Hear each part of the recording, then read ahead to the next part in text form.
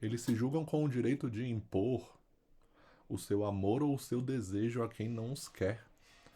Não sei se julgam muito diferentes dos ladrões à mão armada, mas o certo é que estes não nos arrebatam senão dinheiro, enquanto esses tais noivos assassinos querem tudo o que é de mais sagrado em outro ente, de pistola na mão. O ladrão ainda nos deixa com vida, se lhe passamos o dinheiro.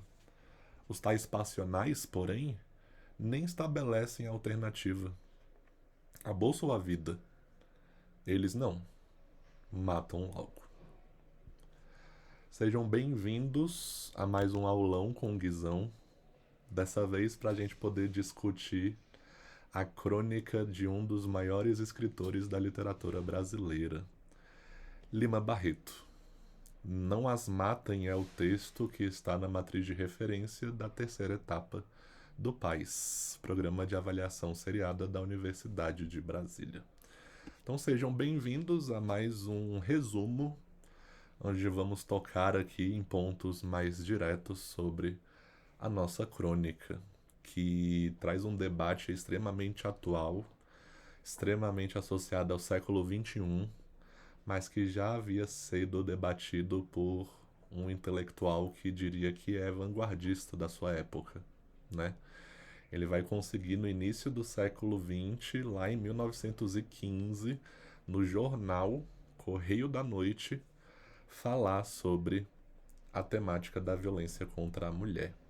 No momento em que a mulher ainda estava tentando conquistar e consolidar um espaço aí de respeito, de confiabilidade no ambiente intelectual da escrita, ainda mais da escrita literária, né?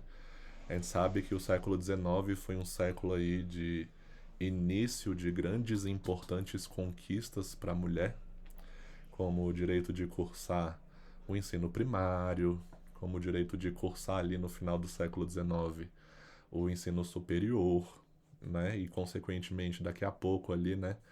Vão faltar ali mais ou menos 18 anos para que a mulher conquiste o direito ao voto.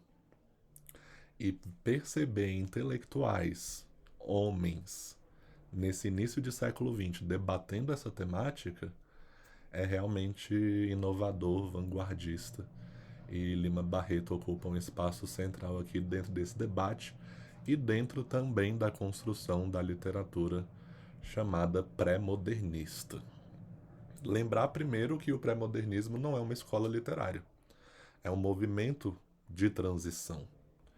Tá? A gente já tem aí o que a gente chama de sincretismo de tendências, hibridismo de características, tanto das estéticas do século XIX, a gente fala aí do final do século XIX, onde vigorou o simbolismo, mas que no Brasil era muito fraco.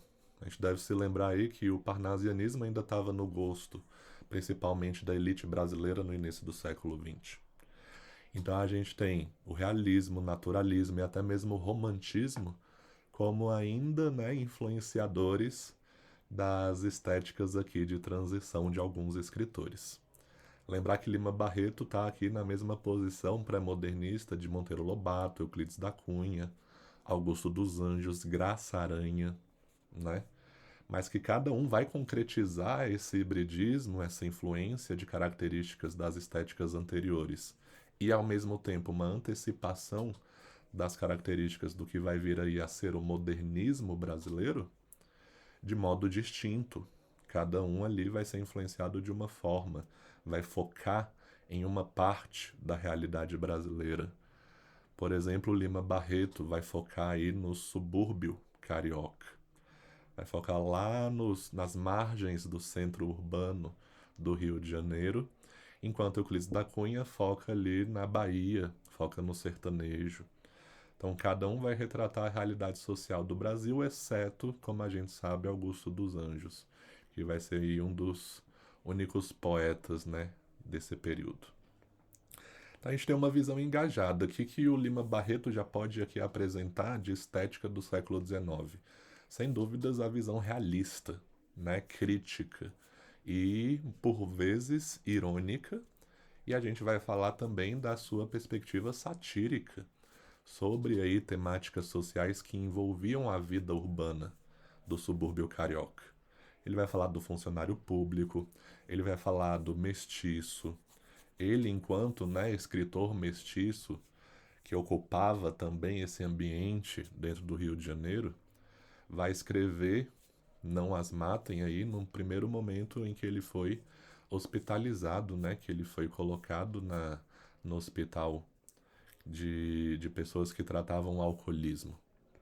Então ele vai ter que lidar com o alcoolismo, ele vai ter que lidar aí com esse vício, o que vai fazer com que o escritor ele tenha uma visão um pouco mais amargurada, mais crítica e mais profunda sobre essas estruturas sociais e sobre esses temas que ele toca, principalmente nas suas crônicas, beleza? Então a gente já pode falar um pouquinho dessa forma também, a crônica como gênero literário híbrido, porque parte do fato, né, para ser redundante, do fato real, do fato cotidiano, com uma linguagem jornalística, porque Lima Barreto já perpassava esse ambiente dos jornais. Ele escrevia nesses ambientes de jornais e trazia o que é um fator já modernista, que a gente vai ver, um tom coloquial, uma linguagem mais simples. E a gente vai perceber que essa postura em admitir uma linguagem mais simples e valorizar uma linguagem mais coloquial e informal na sua literatura era uma tomada de posicionamento. Ele criticava a linguagem erudita dos parnasianos. Ele ia contra até mesmo a linguagem erudita, que ele julgava ser, de Machado de Assis.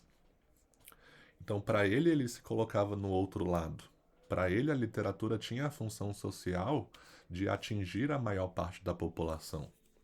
E isso vinha aí pela sua estrutura mais acessível, por meio dessa opção pela linguagem coloquial e informal. Combinado? Estamos na República Velha, né? A gente está falando de República Velha, República da Espada. A gente está falando aqui da vida urbana, dos problemas que envolvem essa vida urbana nas margens do centro do Rio de Janeiro. Então, desde violência contra a mulher até preconceito racial, preconceito social, a marginalização do negro, a miséria, a fome a qual eles eram submetidos, beleza? São temáticas muito vistas nessa crônica. O que vai ser ali, né, publicado posteriormente na sua obra póstuma do Lima Barreto, Vida Urbana, de 1956. E aí essa crônica vai estar presente também. Então, já que ele fala da violência contra a mulher e que ele é bastante vanguardista na abordagem dessa temática para a época, selecionei 3 trechos aqui para a gente abordar rapidamente e depois fazer 3 questõezinhas aí para ver se você ficou atento a tudo que foi discutido. Esse primeiro trecho é o início da obra.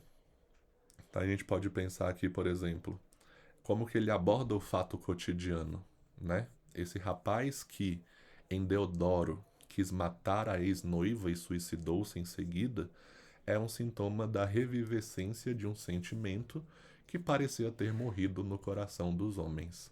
O domínio, quan mem, sobre a mulher. Então ele já traz aqui uma característica típica do gênero literário crônica, que é a abordagem do fato cotidiano, do fato real, né? Bem redundante mesmo. Em Deodoro, então aconteceu de fato esse acontecimento, em que Deodoro seria um bairro da zona oeste do Rio, houve aí um caso de feminicídio. Depois ele vai abordar aí outro caso na Estácio, que era outro bairro ali, só que agora da zona central do Rio. E é interessante que ele já aborda esse fato, primeiro, de Deodoro, com uma expressão francesa, quan meme, seria aí uma expressão, né, de qualquer forma, de qualquer jeito, o domínio sobre a mulher. E apesar da gente ter falado que a linguagem do Lima Barreto era coloquial e informal, ele já trazer uma expressão francesa aqui no início da crônica, isso não mostra nenhuma contradição, pelo contrário, mostra uma ironia por parte do autor, uma vez que ele pega uma expressão muito usada na fala da elite carioca porque nessa época estamos falando de uma influência muito grande da modernização francesa, principalmente, e a inspiração, né, da elite no vocabulário francês. Então, a ironia aqui é construída, porque ele utiliza uma expressão que é muito vista por essa parte da população, muito utilizada por essa parte da população, para se mostrar evoluída, para se mostrar civilizada, para se mostrar moderna, mas para falar de um tema que mostra o oposto, né? Que mostra, na verdade, o comportamento arcaico, selvagem, antigo, né? Retrógrado dessa população, que é matar uma mulher por uma questão de gênero, beleza? Aí ele fala que o caso não é único, que há muito tempo, em dias de carnaval, um rapaz atirou sobre a noiva, lá pelas bandas do Estácio, matando-se em seguida. A moça com a bala na espinha veio a morrer dias após entre sofrimentos atrozes. Ainda nessa abordagem do cotidiano. Um outro também pelo carnaval, ali pelas bandas do ex-futuro Hotel Monumental, que substituiu com montões de pedras o vetusto convento da Ajuda, alvejou a ex-noiva e matou-a.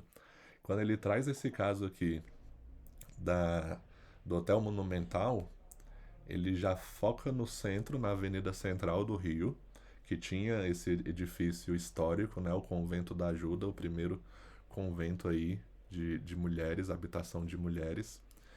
E o interessante é, para além da crítica social que se evidencia aqui, essa crítica política à urbanização. Mais uma expressão irônica quando ele coloca ex-futuro hotel monumental. Parece até contraditório, né, esse ex-futuro. Mas até para poder evidenciar que a proposta de modernização de Pereira Passos na época, né, o governante ali daquela região, de trocar um edifício histórico, que era o convento, por uma habitação modernizada, um hotel com mais de 300 quartos, que seria esse hotel monumental, não passou do papel, né? Não passou de promessas. Então houve a derrubada do convento, mas que por motivos aí implícitos, né, por corrupção talvez, por tentativa aí de desvio de dinheiro possivelmente, o hotel ficou apenas, né, na imaginação da população. Então, em vez de se construir uma modernização, um edifício mais moderno, ficaram aí apenas os montes de pedra, né, nesse lugar, que foi cenário e espaço de mais um feminicídio aí contado pelo autor, né? Então, olha como o Lima Barreto ele consegue trazer aí um olhar muito amplo e um olhar muito consciente sobre esse desenvolvimento, né, da cidade do Rio de Janeiro na época. Mais pra frente, aí ele faz a comparação com o ladrão, que é uma comparação assim brilhante também, que foi lida no início do vídeo, dizendo que o feminicida ele é ainda pior que o ladrão, porque se o ladrão ele te deixa a vida, se você oferece os pertences, olha que crítica genial, né? Quando você é abordado por um ladrão, a mão armada, você escolhe, né? Entre arriscar apenas os seus objetos materiais ou arriscar a sua própria vida.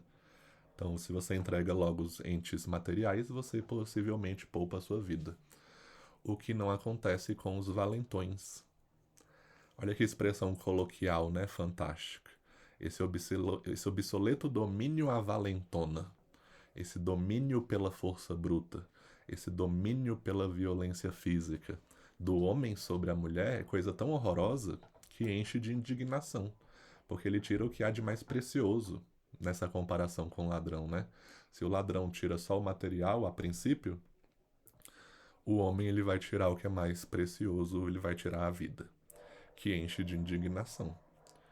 Então, o esquecimento de que elas são, como todos nós, sujeitas a influências várias que fazem flutuar as suas inclinações, as suas amizades, os seus gostos, os seus amores. É coisa tão estúpida que só entre selvagens deve ter existido. Então ele já traz a informalidade para se aproximar do público, para adquirir, né, essa atenção do público menos instruído, que ele acredita, né, ser um dos papéis da literatura, essa conexão e esse contato, e traz uma sátira sobre esse alvo, porque ele já vai construir uma crítica mais direta, mais rebaixativa, ridicularizante, que é característica da sátira, né? Uma crítica de rebaixamento, de ridicularização, ao falar que é horroroso, que a coisa é tão estúpida, e chamar esses comportamentos de pessoas que são, no final das contas, selvagens, né? Acho fantástico como ele sai da ironia e passa para a sátira, assim, né? De modo tão natural. Todos os experimentadores e observadores dos fatos morais têm mostrado a inanidade de generalizar a eternidade do amor. Aqui ele já está no final da crônica e ele já começa a refletir sobre essa generalização da eternidade do amor, quanto isso é banal, né? Pensar que o amor é eterno. Ele diz que pode existir, existe, mas excepcionalmente. Aqueles que pensam, né, que o amor é eterno, até mesmo na eternidade do amor, em alguns casos, se a gente pensa, né, o amor pós-vida material, é possível pensar um pouco, né, nesse sentido. Mas que em nenhum momento ele sobrepõe essa visão que seria um pouco romântica à crítica que ele está trazendo. Porque ele fala logo em seguida, e exigi-la nas leis ou a cano de revólver é um absurdo tão grande como querer impedir que o sol varie a hora do seu nascimento. Mais uma comparação que ele faz para mostrar o quão ridículo é, né? O quão absurdo é exigir essa eternidade do amor por meio da força bruta e da violência. Beleza? E aí ele traz um imperativo no final. Ele traz uma função conativa apelativa que se evidencia aqui no finalzinho como até, né, consequência dessa função engajada, dessa função social da literatura. Deixem as mulheres amar à vontade, não as matem pelo amor de Deus. Então é uma forma de estalo, né, de evidência direta pelo amor de Deus, um pouco romântico, mas mais uma vez, né, uma forte emoção ligada e a serviço de uma grande crítica social, né? Deixem as mulheres amar à vontade. E aí a gente vai direto para os nossos itens para ver se você entendeu. E o primeiro item diz o seguinte: no texto Não As Matem, Lima Barreto utiliza uma linguagem que se afasta do purismo acadêmico da época. Perfeito. Optando por uma estrutura direta e coloquial. Essa escolha reforça a intenção do autor de comunicar-se com um público mais amplo e denunciar fatos cotidianos de forma clara. Por tudo que a gente conversou aqui, tá nítida a resposta, né? Certo ou errado, a gente escolhe o certo. Então é nítido que a estrutura do texto compõe e contribui para a finalidade do conteúdo. É sempre essa relação entre forma e conteúdo que a gente tem que pensar. Por que a linguagem coloquial? Ah, é porque ele não dominava os recursos eruditos? Pelo contrário. Ele utilizou ali a expressão francesa de modo irônico. Mas ele acreditava que a linguagem direta, a linguagem informal, abarcaria um maior número de pessoas e faria com que sua crítica fosse mais efetiva. Beleza? Ao abordar os assassinatos de ex-noivas, o autor identifica esses atos como sintomas de um sentimento de domínio do homem sobre a mulher. O texto sugere que na sociedade brasileira do início do século XX, a vontade feminina ainda era subjugada por uma mentalidade patriarcal, que não aceitava o fim do afeto ou a autonomia da mulher.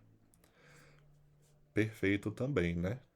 Então, o bacana desse item, que com certeza é correto, mostra não só a atualidade da temática, pensando no século XXI, como que a gente discute, como faz todo sentido que o Lima Barreto fala no início do século XX, mas também como uma consequência histórica de uma sociedade com mentalidade ainda muito patriarcal e conservadora, religiosa, que pensa que o homem é o grande dominador e tem total e plena força de vontade de decidir o que quiser com a vida da mulher.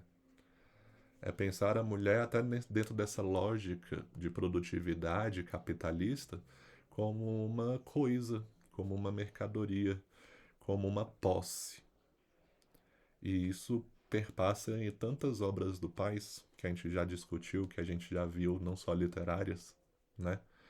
Lembro de La Mulher Sem Medo, do Eduardo Galeano. Lembro de outra crônica do Lima Barreto chamada Profilaxia do Adultério.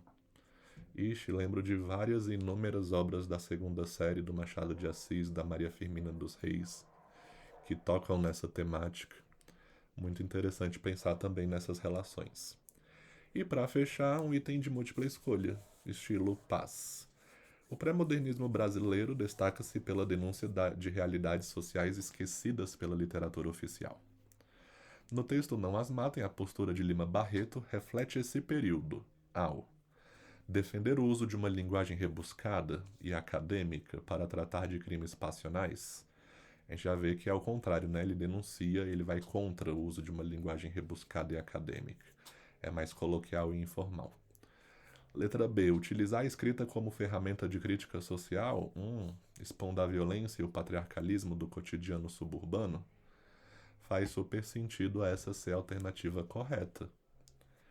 Seguir a tradição romântica de idealizar o amor como um sentimento eterno e inquestionável, a gente já viu que não, né? Por mais que ele fale sobre a eternidade do amor, ele vai ali contrapor a exigência disso pela violência, pela brutalidade. Então ele não segue essa tradição, pelo contrário, ele utiliza essa perspectiva que, por mais que seja romântica, a favor da sua visão consciente, engajada e crítica da realidade. Ignorar os problemas da capital federal para focar exclusivamente no misticismo também não faz sentido, porque ele está focando na região suburbana, né? Urbanizada do Rio de Janeiro. Então, estaria muito mais atrelado a Euclides da Cunha, né? Pensando ali os sertões, a Guerra de Canudos, mas para Lima não faz sentido.